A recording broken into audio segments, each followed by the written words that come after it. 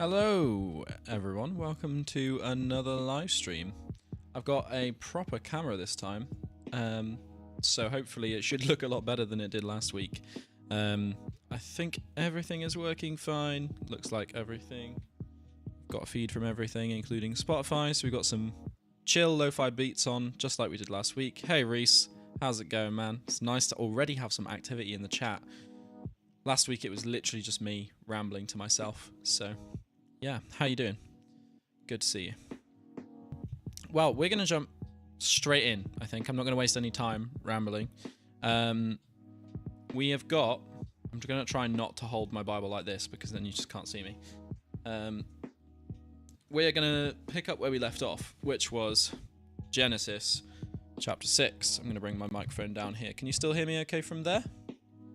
Hopefully you should be able to, because I'm getting a little bit of a feed through on my Rodecaster, so just going to move it around a bit. Yep, all good. Great. So, the title of this next section in my New Living Translation Bible is A World Gone Wrong, hence the title of the live stream being the same. Interestingly, it's a different title in the NKJV. It's The Wickedness and Judgment of Man, which, you know what, both they make sense. Anyway, so, Genesis chapter 6. Then the people began to multiply on the earth, and daughters were born to them. The sons of God saw the beautiful women, and took any that they wanted as their wives. Then the Lord said, My spirit will not put up with humans for such a long time, for they are only mortal flesh. In the future, their normal lifespan will be no more than 120 years. In those days, and for some time after, giant Nephilites lived on the earth, for whenever the sons of God had intercourse with women, they gave birth to children who became the heroes and famous warriors of ancient times. The Lord observed the extent of human wickedness on the earth, and he saw everything they thought or imagined was consistently and totally evil. So the Lord was sorry he had ever made them and put them on the earth. This broke his heart, and the Lord said, I will wipe this human race that I have created from the face of the earth. Yes, I will destroy every living thing, all the people, the large animals, the small animals that scurry along the ground, and even the birds of the sky. I am sorry I ever made them. But Noah found favor with the Lord. It's really interesting, opening section there to that chapter. Immediately, the thing that kind of sticks out to me, and I don't think I've ever actually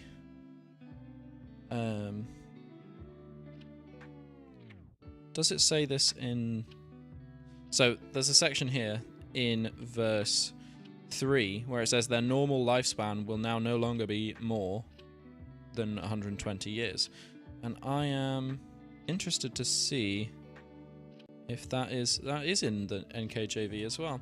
That's really interesting to me. I'd never noticed that, because I mean, one of the things that I always kind of questioned was, why on earth don't we live as long as the people back then did? And it's because God put a limit on the time that we have on earth, which is crazy. I can't believe I hadn't noticed that before. So, carrying on. The story of Noah. This is the account of Noah and his family. Noah was a righteous man, the only blameless living person living on earth at the time, and he walked in close fellowship with God. Noah was the father of 3 sons, Shem, Ham, and Japheth. Japheth? Yeah, sure, we'll go with that. Now God saw that the earth had become corrupt and was filled with violence. God observed all this corruption in the world, for everyone on earth was corrupt. So God said to Noah, I have decided to destroy all living creatures, for they have filled the earth with violence. Yes, I will wipe them all out along with the earth. Build a large boat from cypress wood and waterproof it with tar inside and out. Then construct decks and stalls throughout its interior.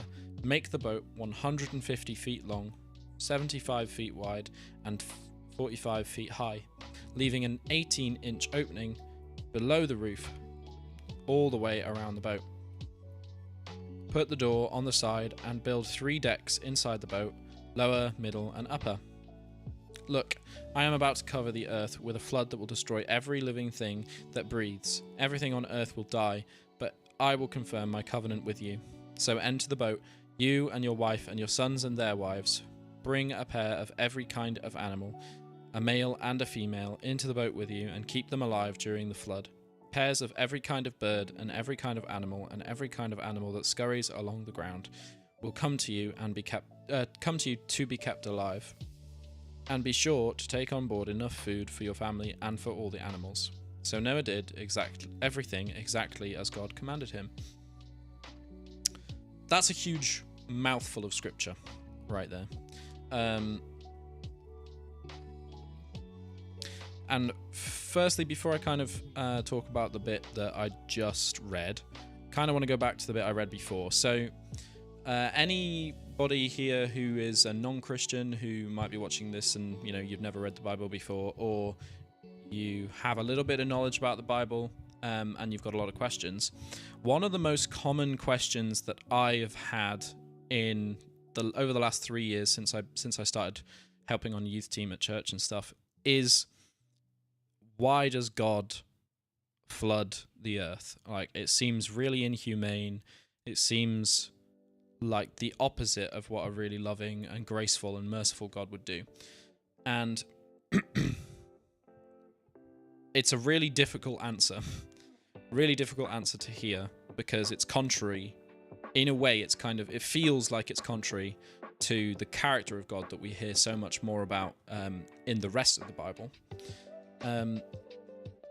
But essentially, it's summed up really, really quite succinctly somewhere in here. Let me try and find the verse. So, yeah, chapter 6, verse 5. The Lord observed the extent of human wickedness on the earth, and he saw that everything that they thought or imagined was consistently and totally evil. So, the reason that God makes this decision is because literally everybody on earth except for Noah, and I assume the rest of his family, although it doesn't state that in the Bible, it just says Noah. But usually, because, so you've got to understand as well context in which the Bible is written. The father figure in that culture would have been the head of the house, and more often than not, they would just refer to the male patriarch of that family, not necessarily the family as a whole. So you could potentially read this as, but Noah's family found favor with the Lord. But also that is kind of up to interpretation. But it's really kind of cut and dry in that verse there, in verse 5 of chapter 6. Everything that they thought or imagined was consistently and totally evil. Your dad said something interesting to me. When you create something, if you decide it's no good and you destroy it, then it's completely your choice. It's like deleting a video that you don't like, or an artist destroying a painting that they don't think works. Yeah, I think he spoke to me about that when I was there as well. And it's really interesting, actually. I remember having this conversation with him while we were up a couple of weeks ago, and it is an interesting point of view, but it's also surprisingly biblical. I think there's a section, I think it's in Jeremiah. Rather than me looking it up in my Bible, I will get it up on my computer because it's just easier. But you will probably be familiar, Reese, with the potter's clay passage in Jeremiah. So in Jeremiah 18, I'm going to change this from the easy to read version because I don't like the ESV.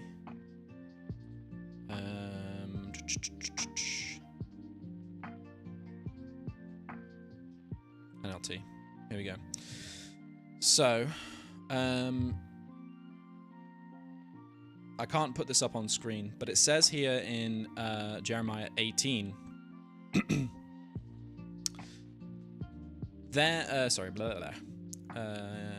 The Lord gave another message to Jeremiah. He said, "Go down to the potter's shop, and I will speak to you there." So I did as he told me, and found the potter working at his wheel. But the jar he was making did not turn out as he had hoped, so he crushed it into a lump of clay again and started over. Then the Lord gave me this message: "O Israel, can I not do to you as this potter has done to the clay? As the clay is in the potter's hand, so are you in my hand. If I announce that a certain nation or kingdom is to be uprooted, torn down, and destroyed, but then that nation renounces its evil ways, then I will not destroy it as I had planned. And if I announce that I will plant and build up a certain nation or kingdom, then that nation turns to evil and refuses to obey me, I will not bless it, as I said I would. Therefore, Jeremiah, go and warn all of Judah and Jerusalem. Say this to them: This is what the Lord says. I am planning disaster for you instead of good. So turn from your evil ways, each of you, and do what is right." Again, long passage, but it's really interesting to me that he uses that almost exact same imagery. And I spoke to Dad about that when we were up. I was like, that's a very biblical point of view. Again, there's a slightly different context in Jeremiah, though, because in Jeremiah he is saying that he makes a pot, doesn't like it, and crushes it back into a lump of clay again, which is different to the flood, right? Because the flood it's a permanent thing. Like, he's not saying, "Oh, I'm gonna remake these people in a way that's better." He's like, "No, they're terrible. I'm just gonna get rid of them." But that's why I find that it is so, those words are so important about them being consistently and totally evil. Like, when Jeremiah is given this vision from God, it's basically saying, hey, there's still hope for you, Israel. Turn around, away from your sin and away from your evil, and return your gaze to me. But in this passage here in Genesis 6, God is actually saying, there is no hope for them. I've looked into their heart, I've looked into their soul and all their motives and their imagination, and every single thought that they have is evil. There's not a percentage of them that wants to repent from what they've done or regrets what they've done. So that's the kind of big thing for me, is there's no hope. There's no hope in that world, and which is why God makes that decision. And like I said, that's a really difficult message to swallow, but at the same time, we have to remember that this is also the God who, after Revelation happens, is going to be the God who judges the world. So judgment is not out of his character, but part of him being the judge means that he does it fairly, he does it justly, and it means that his decision is ultimate. As, like, if we disagree with it, fine. If we don't like it, fine. That doesn't change the fact that if he makes a decision, it's going to be reality. So, like I said, hard message to swallow.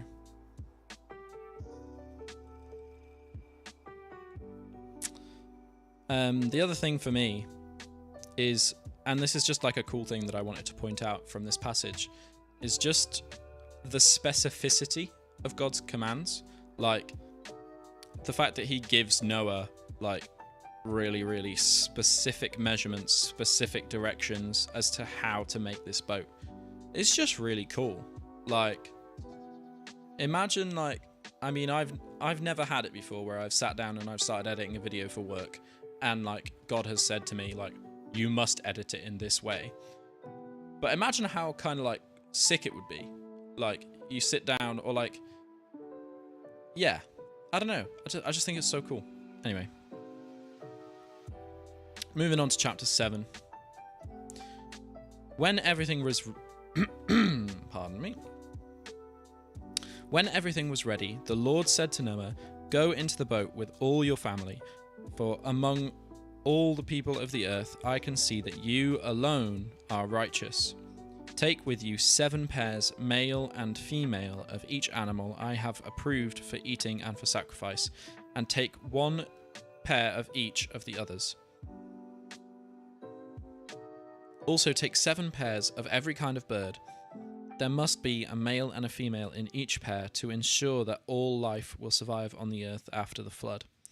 7 days from now, I will make the rains pour down on the earth, and it will rain for 40 days and 40 nights, until I have wiped from the earth all the living things I have created. So Noah did everything as the Lord commanded him. Noah was 600 years old when the flood covered the earth. He went on board the boat to escape the flood, he and his wife and his sons and their wives. With them were all the various kinds of animals, those approved for eating, and those for sacrifice, and those that were not. Along with all the birds and the small animals that scurry along the ground, they entered the boat in pairs, male and female, just as the Lord had commanded Noah. After 7 days, the waters of the flood came and covered the earth.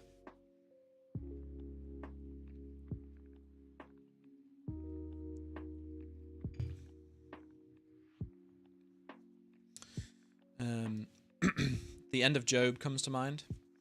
At the end of the day, he's God and we're not. He's the powerful one, and who are we to judge him? Yeah, absolutely. And you know what?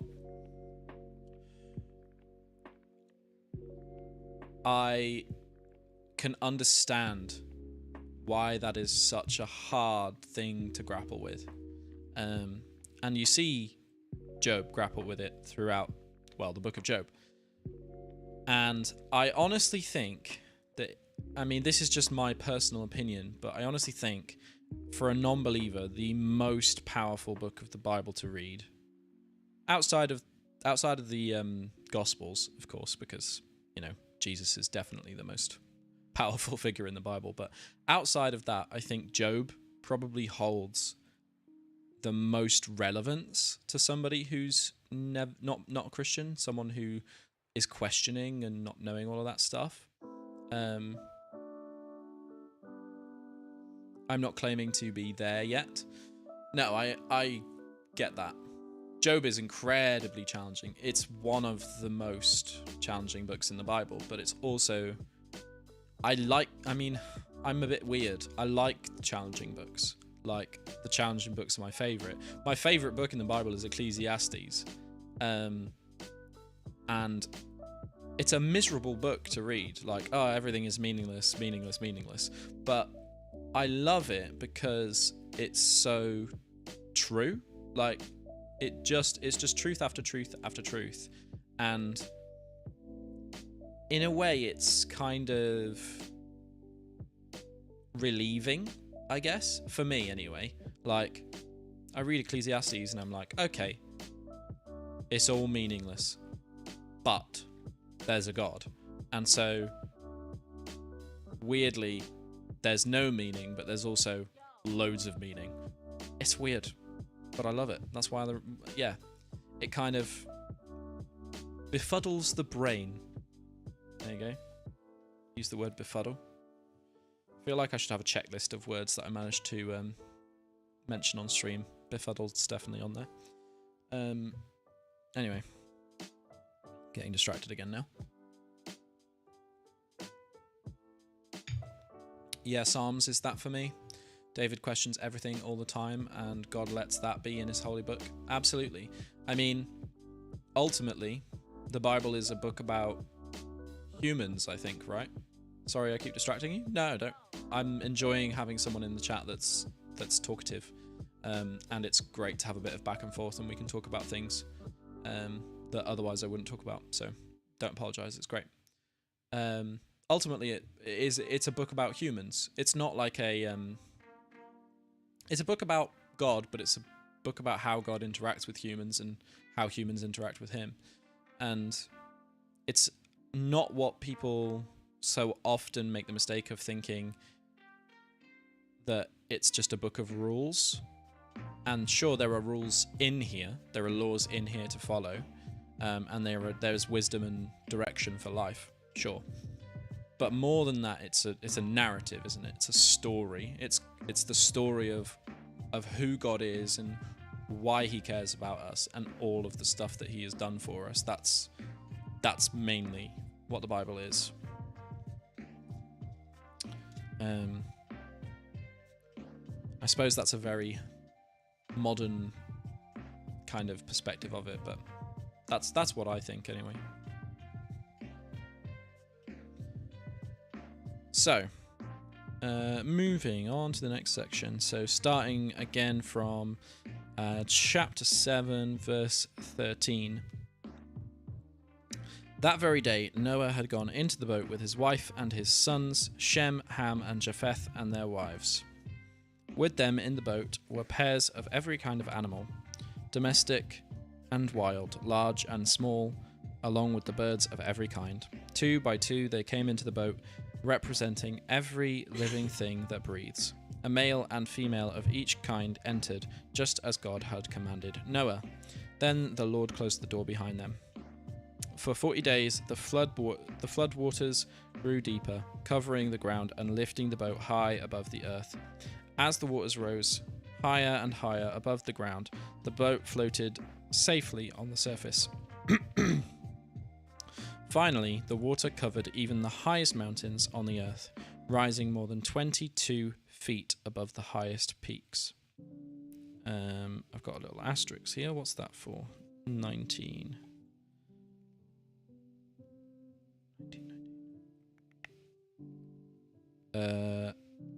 15 cubits, which is 6.9 meters. There we go. All the living things on earth died. Birds, domestic animals, wild animals, and small animals that scurry along the ground, and all the people. Everything that breathed and lived on the land died. Lived on dry land died. God wiped out every living thing on the earth, people, livestock, small animals that scurry along the ground, and the birds of the sky. All were destroyed. The only people who survived were Noah and those with him in the boat. And the floodwaters covered the earth for 150 days. 150 days is a long-ass time. It's half a year, pretty much, right? Just shy of half a year. Because there's 356 days in a year, so... Is it 360 days? Oh. I got the right numbers, I just got them the wrong way around.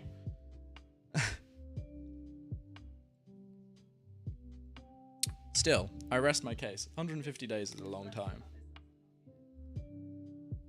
It's like...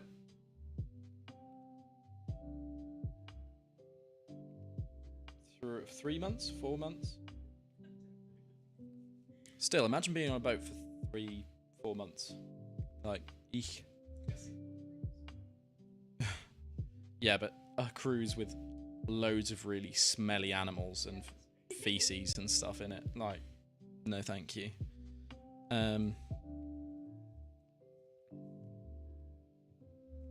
Anyway. So, we're on to chapter 8 now. And also, I realized before I started the stream that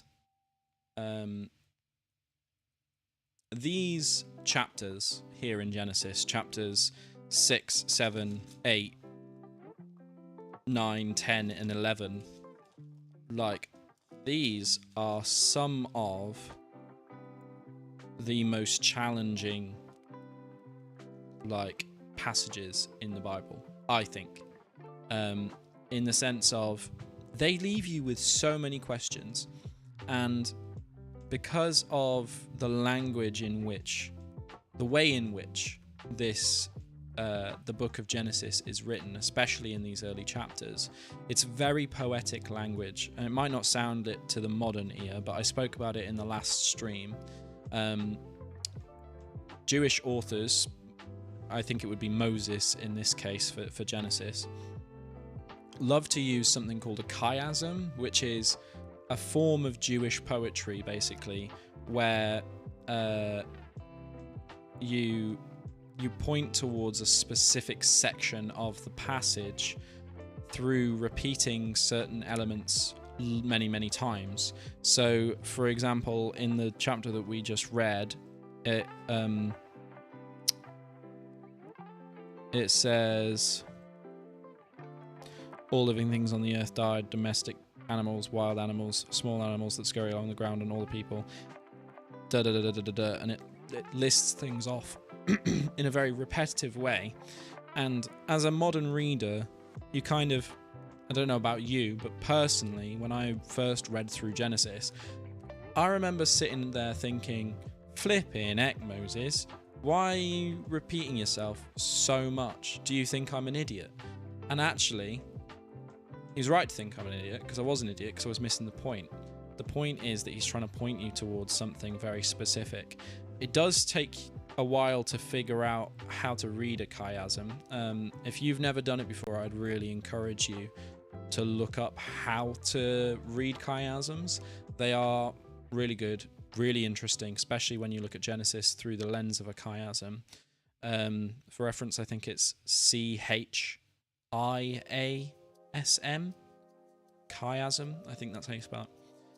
So I'd encourage you to look it up. There's a podcast that I listened to years ago called the BEMA podcast, BEMA, and they show you how to read through chiasms, and it was absolutely amazing. Like, it really opened up the Bible to me in a way that I hadn't read it before. But yeah, chiasms, I can't actually remember how to read them myself, so if I could, I would read one out to you, but yeah. Moving on to chapter 8 now. So, but God remembered Noah and all the wild animals and livestock with him in the boat. He sent a wind to blow across the earth, and the floodwaters began to recede. The underground waters stopped flowing, and the torrential rains from the sky were stopped.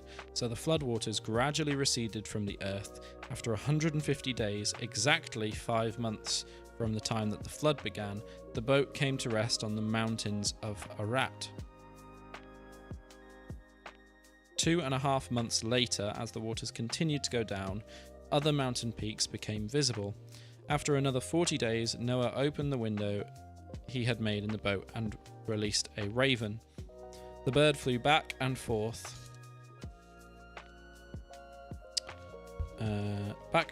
until the flood waters on the earth had dried up. He also released a dove to see if the water had receded and it could find dry ground, but the dove could find no place to land because the water still covered the ground. So it returned to the boat, and Noah held out his hand and drew the dove back inside. After waiting another 7 days, my leg's gone numb. Sorry. It's because I was sitting cross-legged. Ooh. He waited another 7 days and then released the dove again. This time it did not come back. Noah was now 601 years old. On the first day of the new year, 10.5 months after the flood began, the floodwaters had almost dried up from the earth. Noah lifted back the covering of the boat and saw that the surface of the ground was drying. 2 months went by, and at last the earth was dry. Then God said to Noah, "Leave the boat, all of you, you and your wife and your sons and their wives. Release all the animals, the birds, the livestock, and the small animals that scurry along the ground, so they can be fruitful and multiply throughout the earth." So Noah, his wife, and his sons and their wives left the boat, and all of the large and small animals and birds came out of the boat, pair by pair. Then Noah built an altar to the Lord, and there he sacrificed as burnt offerings the animals and birds that had been approved for the purpose. And the Lord was pleased with the aroma of the sacrifice and said to himself, "I will never again curse the ground because of the human race, even though everything they think or imagine is bent toward evil from childhood. I will never again destroy all living things. As long as the earth remains, there will be planting and harvest, cold and heat, summer and winter, day and night."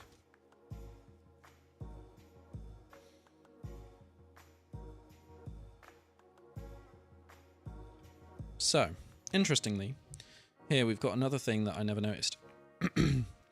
God pretty much directly states why there is evil in the world. So in the midst of him giving this promise of never cursing the earth again, he says, even though everything they think or imagine is bent toward evil from childhood, I will never again destroy all living things. Now, of course, I think something worth bearing in mind is that God's standard for evil is a lot higher than our standard for evil. And by that I mean, so evil and sin kind of mean roughly the same thing. Sin is wrongdoing. Obviously, evil is also wrongdoing, but evil is also thought, and so is sin. So they are very similar to one another. I wouldn't go so far as to say that they can be used interchangeably, but there are probably some passages where you could use them interchangeably. But that's really interesting to me. That God really, really plainly states that all humans are evil from childhood. Now, you might then think, oh, why would God make some things so evil from the get-go? And obviously, we then go back to what we read last week in the Garden of Eden, where we made the active choice not to be part of that garden, that serenity that God had made for us. We chose to disobey. And through that choice to disobey, we then became evil, because God's standard of evil is higher than ours, and things like being selfish are evil. That is something that God considers evil. That's a sin. Selfishness is a sin. And so that's really interesting. But yeah, I'll leave it a little bit open-ended, and you guys can discuss it for yourselves if you like. So moving on to chapter 9. This is the one where God establishes his covenant with Noah. Also, those of you that are watching or just joined the stream, welcome. It is nice to meet you. I am Ben. Just reading the Bible and enjoying hanging out with you guys. So feel free, by the way, if you are a non-Christian or even if you're a Christian and you just have questions or you want to pose stuff, feel free to do it. I can't promise that I'll be able to answer anything, let alone everything. But if there is a question that I can try and answer, then I will. And feel free to disagree with me, by the way. I'm not saying that what I say is right. Not necessarily is. I am human just like you, and my knowledge is limited. So, anyway, moving on. Chapter 9. Then God blessed Noah and his sons and told them, "Be fruitful and multiply. Fill the earth, all the animals of the sky, all the animals of the earth, all the birds of the sky, all the small animals that scurry along the ground, and all the fish in the sea will look on you with fear and terror. I have placed them in your power. I have given them to you for food, just as I have given you grain and vegetables. But you must never eat any meat that still has the lifeblood in it. And I will require the blood of anyone who takes another person's life. If a wild animal kills a person, then it must die. And anyone who murders a fellow human must die. If anyone takes a human life, that person's life will also be taken by human hands. For God made human beings in his own image. Now be fruitful and multiply and and repopulate the earth." Sorry, I'm just going to get a drink. And I'm going to open a window, because if you can't tell by how red my face is, I'm very warm. Woo.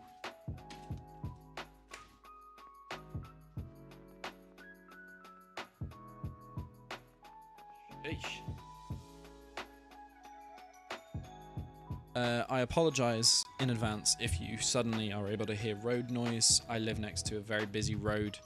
I've got a gate on my microphone, so hopefully you shouldn't be able to hear too much. But just on the off chance that you do, that is why you hear it, because I live next to a busy road. I don't know why I said it like that, but There you go.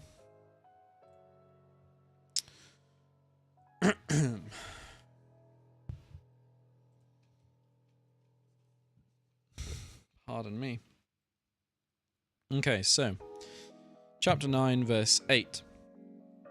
Then God told Noah and his sons, I hereby confirm my covenant with you and your descendants, and with all the animals that were on the boat with you, the birds, the livestock, and all the wild animals, every living creature on earth.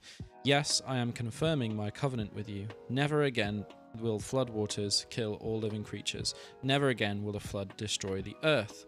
Then God said, I am giving you a sign of my covenant with you and with all the living creatures for all the generations to come. I have placed my rainbow in the clouds. It is a sign of my covenant with you and all the earth. So, before I carry on here, it's really... So, again, we kind of come back to the chiasm stuff that I was talking about. This is one of the passages where he repeats himself a lot. And I believe, Reese, if you're still watching, I believe that Alistair, while I was still at Galady Church, did a talk on God's covenant here in this section, and he briefly touched on why it's repeated so many times. And I think that what Alistair described there was chiasms, because he was pointing towards a very specific section of the Bible, of the passage, sorry.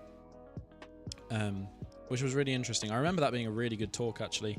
It was one that I still remember sitting and listening to and kind of nodding along with in the congregation. But yeah, it was a good one.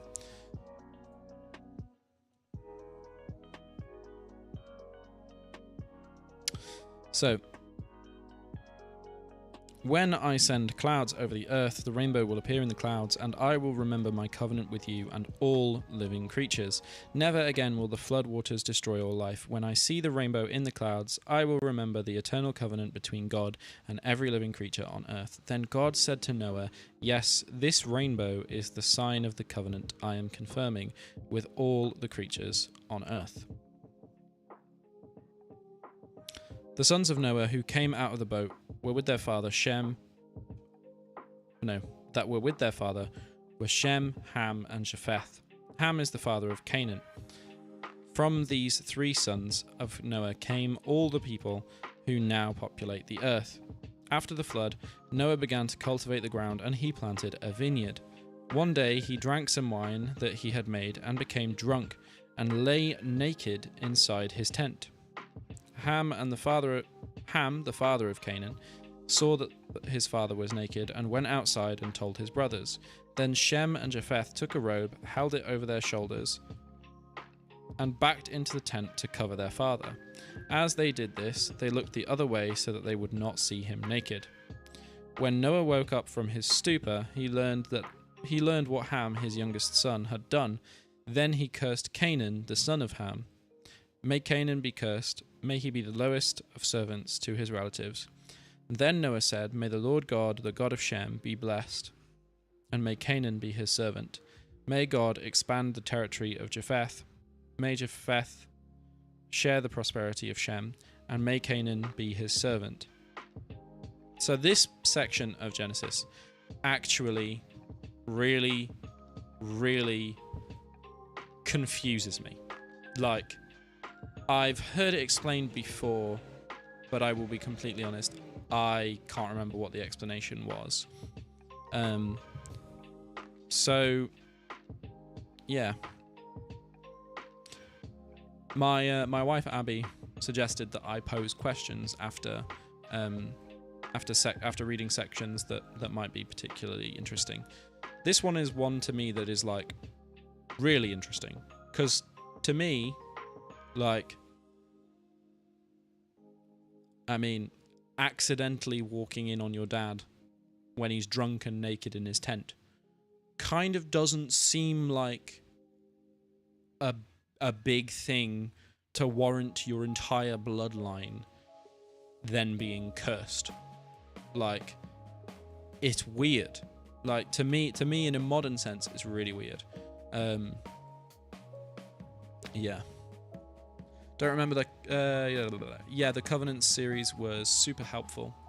I don't remember the chiasms though, so gonna look into that. Yeah, I really would recommend searching into the chiasms thing. It's quite eye-opening.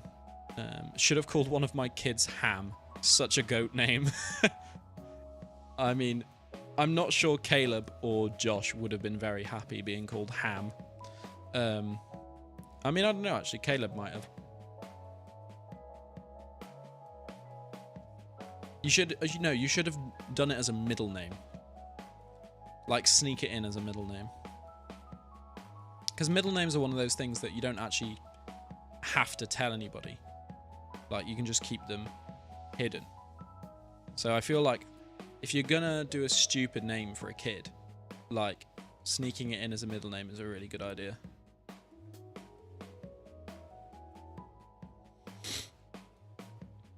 But yeah, it's really strange to me, this section. So like the biggest question that I have like here is,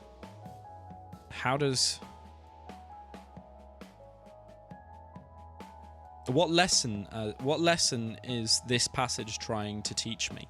Like, I look at this and I'm like, when you first read through it, you're like, there's nothing that I can really learn from this passage. But that must not be true, because if that was true, it wouldn't be in here, right? Because if we take the stance, which I do take the stance, that this is the divinely inspired word of God, right? Then nothing in here is a mistake. And so, why is it in there? Like, it's not just been put in there for the sake of being put in there. I don't think Moses is just like, oh, you know what would be really funny? I'll write this section about Noah getting walked in on by his son. Like, that'll be great. That'll be hilarious. Clearly not. So maybe it's a section on respecting your parents, because we know that is something that Jesus then commands us to do, to respect our father and mother. So maybe this is an example of not respecting. I think potentially I'm just spitballing here, so don't take this as gospel. Haha. Funny joke.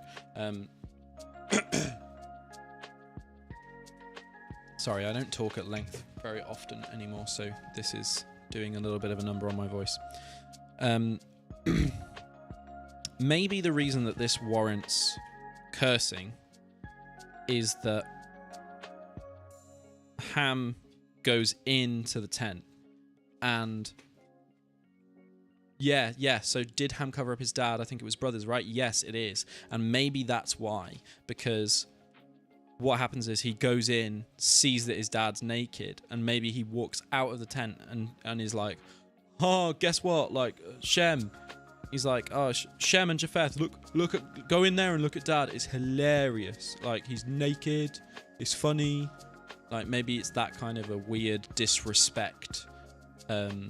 He's trying to, I guess, almost slander his dad in a way. And so maybe that is why. Because, yeah, the brothers come in, and interestingly, the brothers take a very, very different approach. But obviously, they take this approach because they already know that he's naked.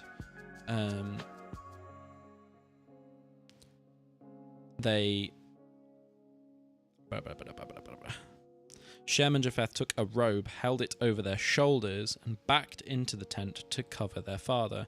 As they did this, they looked the other way so that they would not see him naked. He was the eldest too, so the heir? Was he the eldest? I would assume that he is. Perhaps he was. Let's have a look. They normally name in order, don't they? So it says here in chapter 5, verse 32, when it's going through the genealogy. After Noah was 500 years old, he became the father of Shem, Ham, and Japheth. So that to me implies that Shem is already the heir. But whether or not, because of this instance, the pecking order changes, I don't know.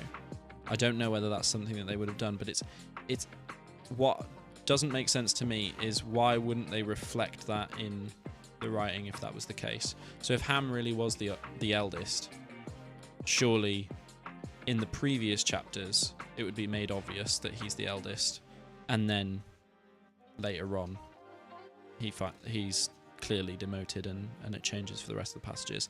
I'm not saying that you're necessarily wrong, Reese. I just think like they normally tend to name people in order of importance, for lack of a better term.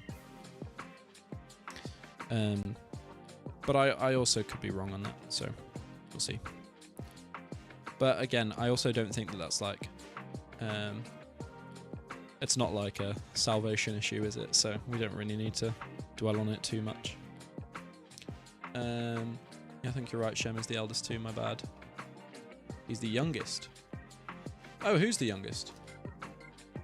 Verse 24.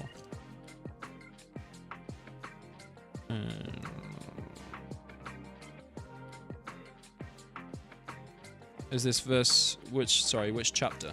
Is this the same chapter? It's chapter 9. Verse 24. Oh yeah, you're right. Literally read that. He learned what Ham, his youngest son, had done. Yeah, you're right. Yeah, it does. It says that in my version as well. I'm actually curious to see what it says in the NKJV. What version are you reading from, Reese? Just out of curiosity.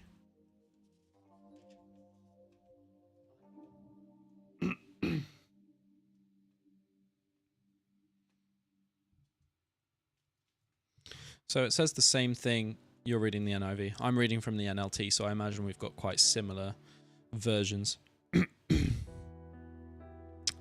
So yeah, it says the same thing in the New King James Version as well, which I've got here in front of me as well. I'm just not using it because, you know, New King James... Oh, flipping heck, just smacked me, smacked my microphone. Whoops. I'm not reading from the New King James because it's a bit difficult to read. I enjoy reading from it, but not out loud. Okay. So, let's go continue on. Verse 28. Noah lived another 350 years after the great flood. He lived 950 years and then he died. This is the account of the... Sorry, now we're on to chapter 10. This is the account of the families of Shem, Ham, and Japheth, the 3 sons of Noah. Many children were born to them after the great flood. It suddenly got very windy outside and the blinds are rattling around, so if I ever like look over there in shock, that's why. Okay. So we've got another genealogy here, which is going to be hard work, so bear with me here, okay? Sorry. The descendants of Japheth were Gomer, Magog, Madai, Javan, Tubal, Meshech, and Tiras. Some excellent names coming up there. Yeah, I'm sure there are. The descendants of Gomer were Ashkenaz, Riphath, and Togarmah. The descendants of Javans. By the way, if there are any people of Jewish heritage watching, I am very sorry for butchering these names. Yeah. But, I mean, you can feel free to, like, send in, like, a voice note or something, and you can say them for me. Or, you know, you can just take the mick out of how I'm saying them. Anyway. The descendants of Javan were Elisha, Tarshish, Kittim, and Rodanim. Their descendants became the seafaring peoples that spread out to various lands, each identified by its own language, clan, and national identity. That makes sense, because there is quite literally a place called Tarshish in Jonah, right? And so I'm assuming that this descendant of Javan here goes over to what is southern Spain, and makes Tarshish, right? I think Tarshish is in southern Spain. Yeah, he said, my ancestors weep. Yeah. Certainly do. Okay. The descendants of Ham were Cush, Mizraim, Put, and Canaan. The descendants of Cush were Seba, Havilah, Sabta, Rama, and Sabteka. Sabteka. I don't know how to pronounce that. Terrified that that's going to get knocked off by the wind, but it's a really heavy thing, so it shouldn't.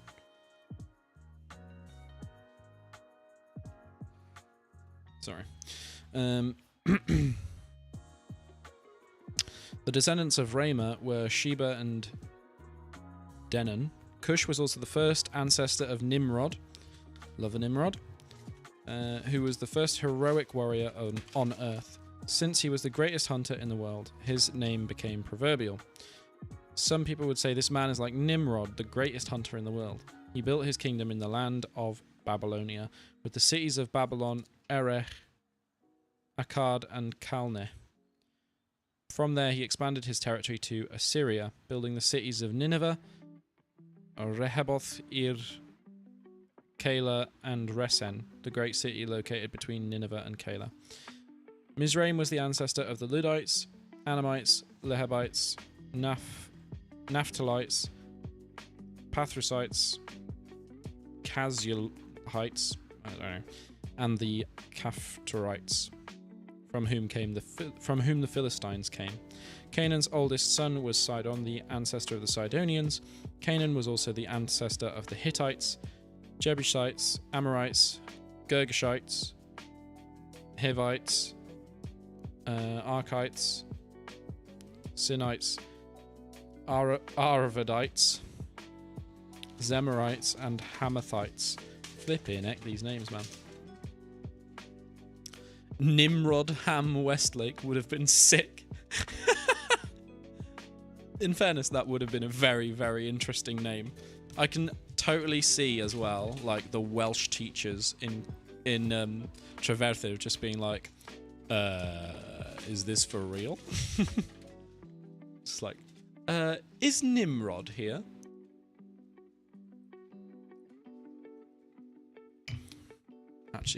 Actually is a great name. Can we call one of our kids Nimrod? That was a solid no.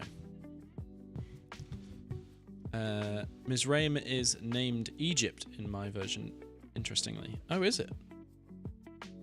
Mizraim... Ooh. Let me have a look in my NKJV. Which verse was that? Was that 13? It's 13.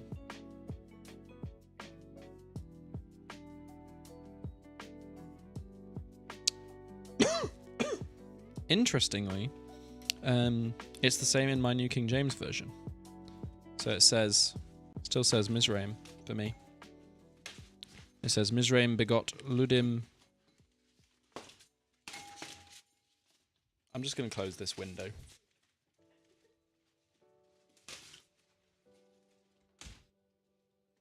Sheesh. Right. Now that that's stopped. Yeah, so it says Mizraim in my NKJV as well, but it is interesting it says Egypt. Maybe they went on to be associated with Egypt in some way. ESV and NIV call him Egypt. Fair enough. I don't see is there like a little... Oh, hang on, there's a little asterisk here on mine if I go down to 13.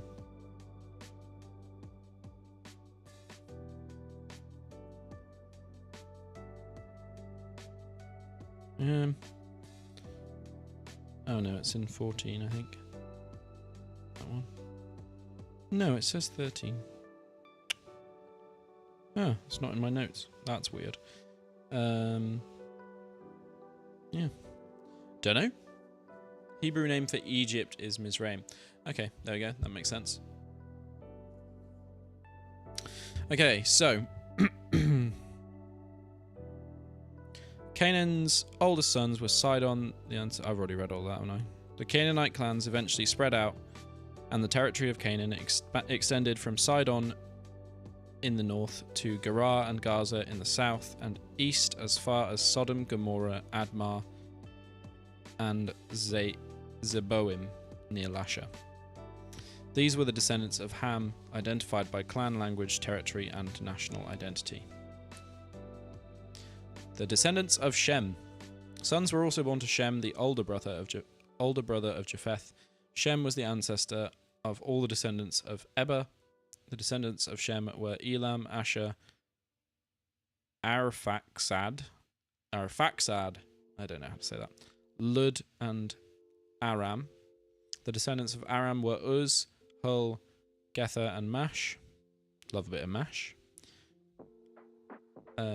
Arphaxad was the father of Shelah, and Shelah was the father of Eber. Eber had two sons. The first was named Peleg, which means division, for during his lifetime the people of the world were divided into different language groups.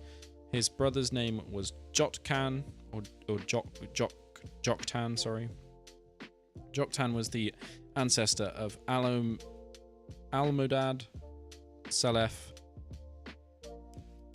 Hazarmpheth, Jerah, Hadram, Uzal, Dikla, Obal, Abimael, Sheba, Ophir, Havilah, and Jobab. She had a lot of kids. All these were the descendants of Joktan. The territory they occupied extended from Mesha all the way to Sephar in the eastern mountains. These were the descendants of Shem, identified by clan, language, territory, and national identity. Conclusion. These are the clans that descended from Noah's sons, arranged by nation according to their lines of descent. All the nations of the earth descended from these clans after the Great Flood. Okay. So, there's lots of like little interesting kind of nods to later on in scripture that you can, I guess, kind of point back to. The big one for me was like the revelation of like, oh, this is the person that made Tarshish. I don't know why that was such a big revelation to me, but I was like, oh, that's very cool. Yeah.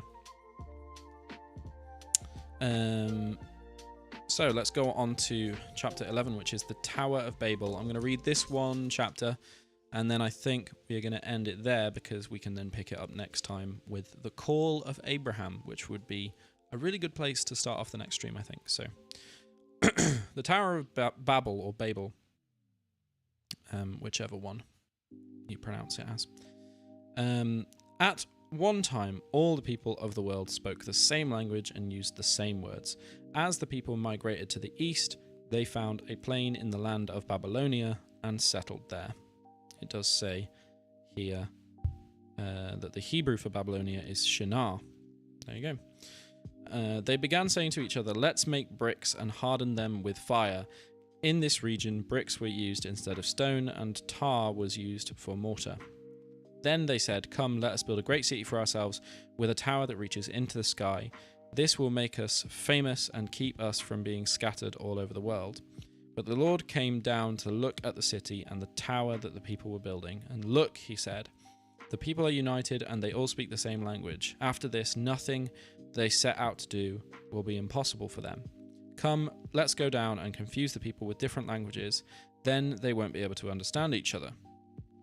In that way, the Lord scattered them all over the world, and they stopped building the city. Immediately, like, the question that comes to mind is like, okay, why is God doing this? And I've heard a couple of different things. So like, what is the passage trying to say here? I think that the thing that the passage is trying to say is the moment that they took their eyes off of God and started putting them on themselves and saying, like, let's make ourselves great, was the moment where God goes, okay, we need to stop them from doing this. They're edifying themselves. Which is interesting to me, considering the modern landscape and how many skyscrapers there are and people with big names and things like that. So it's interesting to me that, so if that's the explanation, it's interesting to me that God prevents it in that time but allows it in this time. That's an explanation I've heard from many people in the past. It kind of makes sense, but it also leaves you with other questions, like the one that I just posed. Why does he allow it now, but he didn't allow it then? Yeah, it's interesting. So let's read on, and I'll let you mull that over. This is why the city was called Babel, or Babel, because that is where the Lord confused the people with different languages. In this way, he scattered them all over the world.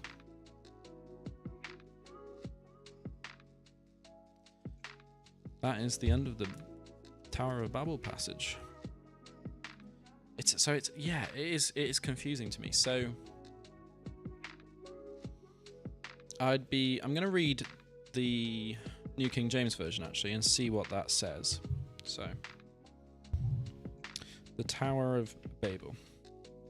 Now the whole earth had one language and one speech, and it came to pass as they journeyed from the east that they found a plain in the land of Shinar, and they dwelt there.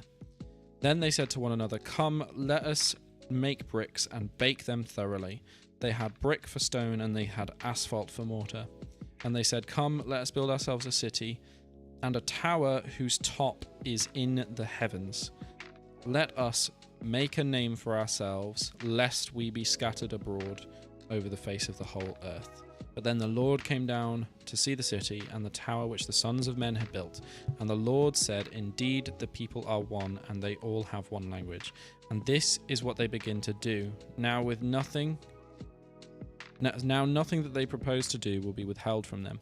Come, let us go down there and confuse their language, that they may not understand one another's speech." So the Lord scattered them scattered them abroad from there over the face of the earth, and they ceased building the city. Therefore its name is called Babel, because the Lord confused the language of all the earth.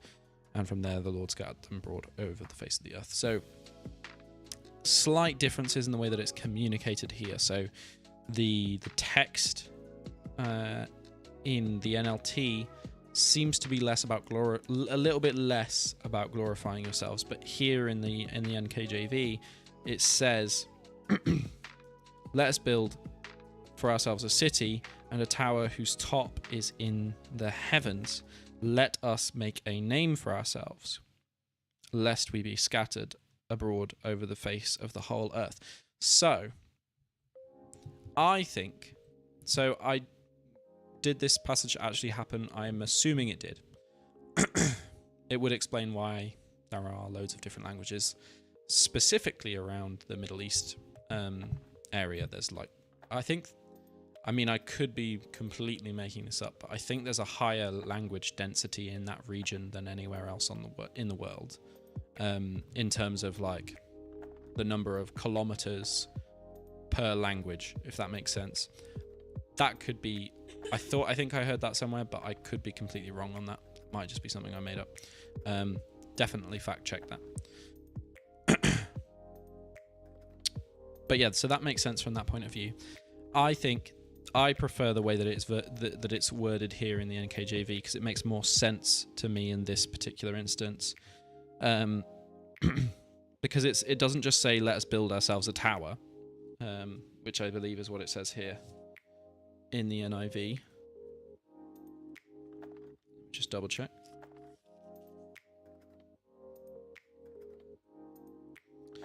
Yeah, with a tower that reaches into the sky. Now, obviously, they've swapped out the word heavens there for sky, which I think changes the kind of feeling there, right? So they're making a tower that reaches up into the heavens. That kind of hits a little bit different to when you say, "Oh, we're going to build a tower that reaches up into the sky," because the word heavens implies that they're trying to kind of deify themselves. They're trying to almost build themselves up to a point where they can believe that they are gods and that they can do anything that they want. And God kind of even says that himself. He's like, and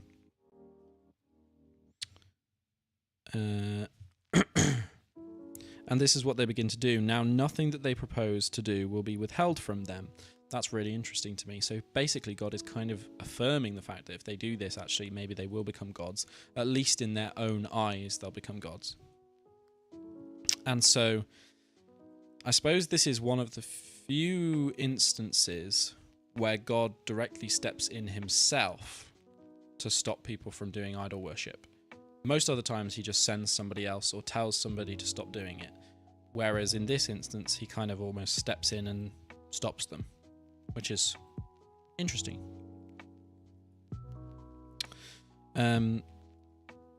But there is also that thing that I said about self-edification. So it's they say, let us make a name for ourselves, lest we be scattered. So it's almost like they're relying on the strength of their creation to protect them from being scattered.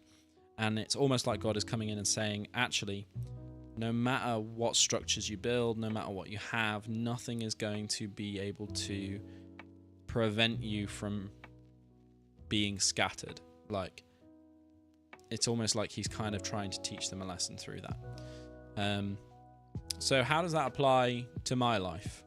I think there's lots of places actually where that applies to my life. I think one of the big instances recently that I can think of is when I started thinking about doing this, about like live streaming and all of that stuff. I came at it with this idea of like, I'm going to do it this way. I'm going to plan out. I'm going to have like, this content's going to go out this week. This content's going to go out next week, the week after, blah, blah, blah. Like all planned out, all ready to go. And God really challenged me on that like, actually, I shouldn't almost idolize the work that I want to do for myself. I should instead be inviting God into it so that he can get the vision that he wants fulfilled through this medium. And if you're a non-Christian watching, that probably just sounds like a whole load of baloney. And that is fine. Yeah. Basically, I want to allow God to use this in any way that he wants, and I don't want to stand in the way of him doing that. And I think there are many other instances where I kind of edify myself over God. And that's definitely something that I need to work on. And I think as humans, we all kind of need to work on that, to be fair. So what does this passage tell me about God?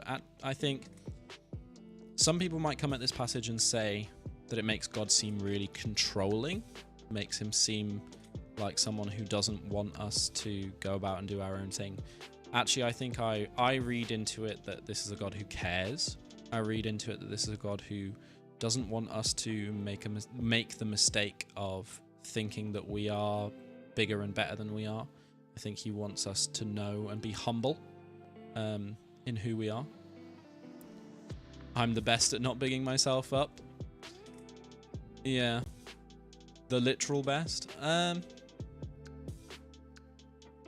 Yeah. I mean, I know that you're making a joke there, because by saying that, that's very immodest. But I think there's a big difference between not bigging yourself up and thinking less of yourself as well. So as long as you're not, because there's a quote that I got given by someone, and it goes, humility is not thinking less of oneself, but it's thinking of oneself less. And that stuck with me stuck with me till now. I think someone said that to me just as I started the gap year, like 3 years ago, and it really stuck with me then. So, but yeah, humility is not thinking less of oneself, but thinking about oneself less. So it kind of takes the idea of we need to put ourselves down to be humble, and turns it on its head and says, actually, no, we need to edify others. We need to build other people up. We need to be selfless, not... Because actually, if I sit around thinking to myself, I'm worthless, I suck, I'm bad at my job, I'm a bad husband, whatever, actually I am being selfish by doing that. Like, it's selfish for me to sit around and mope about that. And what I'm not saying here is that if you have those feelings or that you don't have much self-esteem, that's a like something. I'm not saying that that's your fault, because it's not. What I am saying though is that is not a healthy thing to think. That's not a healthy standpoint. You will be familiar because the Psalms is one of your favorite books in the Bible, but obviously David wrestles with all of these emotions and things as well, and it's really important that we are able to acknowledge what our strengths are, what we are good at, and able to actually pat ourselves on the back occasionally, but not in a way that's like, yeah, I'm the best, but like actually just like, yeah, I did a good job there. Like, it's okay to admit that sometimes. Well, it's okay to admit that. Full stop. Like, if you've done a good job at something, it's okay to admit that. Yeah, sorry, started rambling again, but yeah. 1 Corinthians 14:4 doesn't talk about edifying yourself as a bad thing. Just points to prophecy being better. True. Yeah, you're right. Sorry, I shouldn't have used the term edify. Edifying oneself and edifying others, both of those are really good things. But being prideful is different, isn't it? So there are many, many passages in Proverbs. I can't quote which ones off the top of my head, but there are many things, many scriptures in Proverbs that talk about pride being bad, and I think there's a few instances where Paul touches on pride as well. Being prideful of your actions and your achievements is very different. Yeah, God opposes the proud is a classic. Yeah. So I'm sorry. Yeah, I misspoke when I said edifying. That is my bad. If that is what I said. I more meant in terms of like being overly proud or self-righteous, that kind of vibe. Does that make sense? Cool. Hopefully that makes sense. I am going to read the rest of this passage because otherwise I am going to be streaming until 9:30. So, the line of descent from Shem to Abraham. This is the account of Shem's family. Your meaning was pretty clear, just maybe the wording wasn't. Okay. Well, I appreciate you picking me up on that, Reese, because otherwise I wouldn't have noticed. But that is actually a very important distinction to make. There's a difference between edifying and being proud of yourself. There is a big difference there. So yeah, thanks for pointing that out. Oh. 2 years after the Great Flood, when Shem was 100 years old, he became the father of Arphaxad. Don't know how to say that. I'm guessing it's like that. After the birth of Arphaxad, Shem lived another 500 years and had other sons and daughters. When Arphaxad was 35 years old, he became the father of Shelah. After the birth of Shelah, Arphaxad lived another 403 years and had other sons and daughters. Hang on. He's living 403 years there. But I swear there was a section earlier on where God said that people wouldn't live more than 120. Right? Because I brought that up.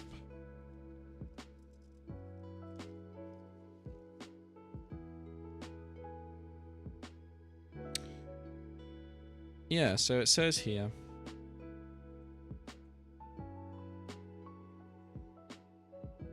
my spirit will not put up with humans for such a long time, for they are only mortal flesh. In the future, their normal lifespan will be no more than 120 years. But then literally 5 chapters later, we've got Off, no, not arse. Nope. Arphaxad, sorry. It's a very difficult name to say, and I accidentally said arse on stream. I apologise. This happened more than once, yeah. Whoops. Oh well. But it says here that he's lived in 403 years. That's strange to me.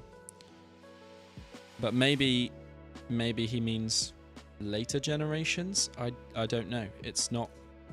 But it does say... I don't know. I'm not going to dwell on that too much.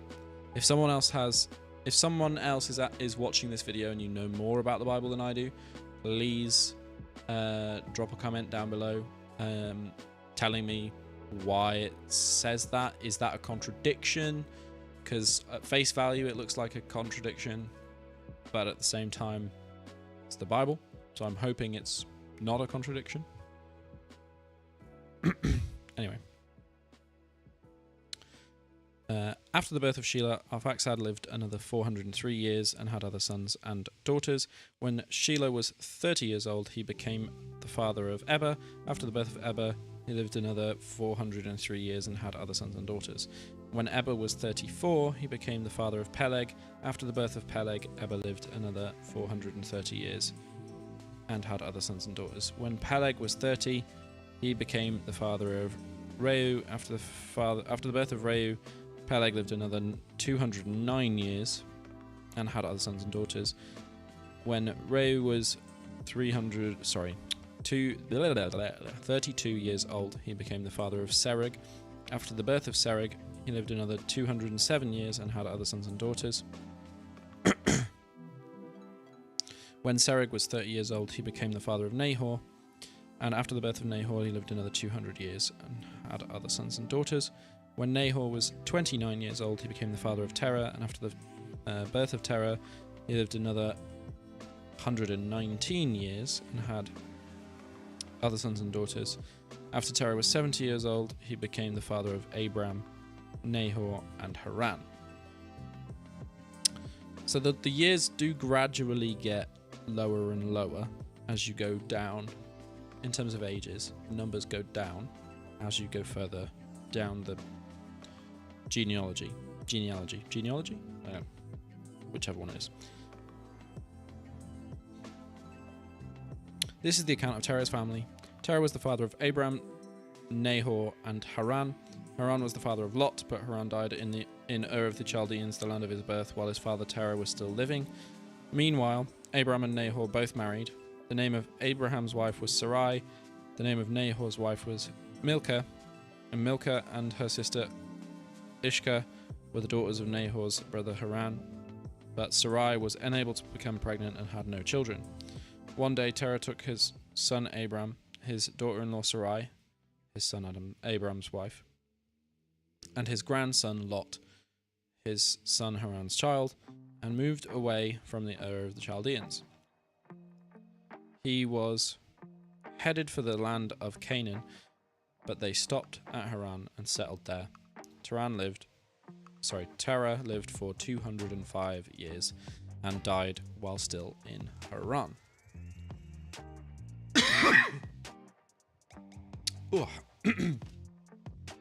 Okay. There didn't really seem to be anything in there that popped out to me. There's a lot in there about the genealogy and the family history and stuff, but nothing really kind of jumps out at me. So yeah, I think that will do it for today's live stream. I hope that you guys enjoyed it.